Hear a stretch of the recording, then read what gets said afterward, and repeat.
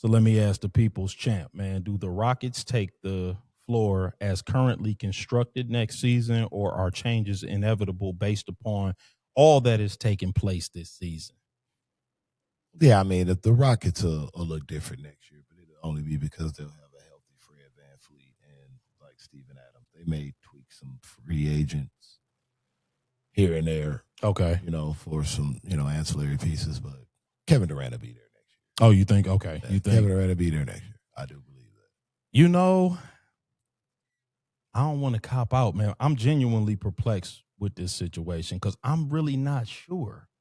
Right. You know what I'm saying? Like, is Kevin Durant even an attractive trade piece anymore?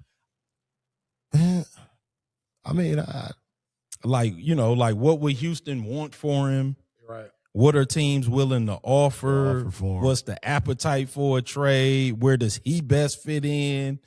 I think there's more questions than answers, man. Like, yeah, but I think with a guy with a healthy Fred VanVleet, it's worth giving the concept. I mean, the squad as conceived the old college try. I think it would serve the Houston fan base well, just to eliminate that whole what if type of mulligan situation. Well, we never saw or what it would look like, or now if it happens 2 years in a row or one of the guys get hurt, then you just kind of got to let it go, because now it just literally doesn't become worth it financially. But like I said, that's it. I think VanVleet is that much of a difference maker because of what he brings on the floor. Yeah. With his leadership and his shot making, he is a clutch playoff performer. And he's one of those guys that, despite his size, is not a liability on defense. But again, you kind of have to see how that pans out post knee injury. Yep, that's true. But I don't think he'll lose his shot making ability. No, and I agree with you because like every small guard, they have a great defensive system.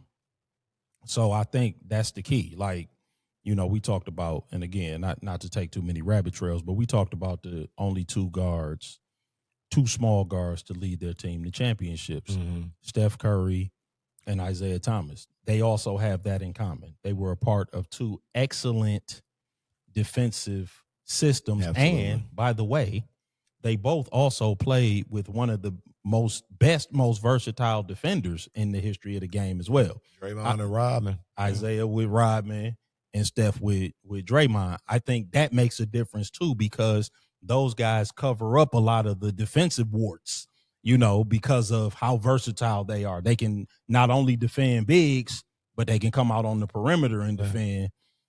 So, I think that's very important. And I think Amen Thompson is that kind of a defender.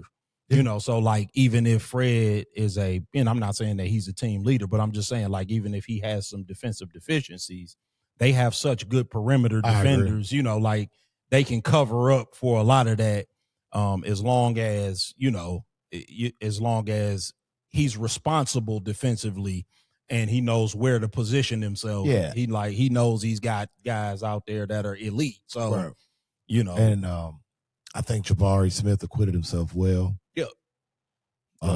As that series went on, he started to look like the Jabari Smith that we were used to and was expecting to see when he was drafted. Yes, absolutely. So that was good to see. And Reed Shepherd showed some toughness after the meltdown. Yep. I thought Sengun's got to get better on defense. Yeah. And again, that's where I think they miss Steven Adams the absolute most. And Reed Shepherd has to take care of the ball. Yeah, for sure. That's where they miss Fred VanVleet the most. Yeah.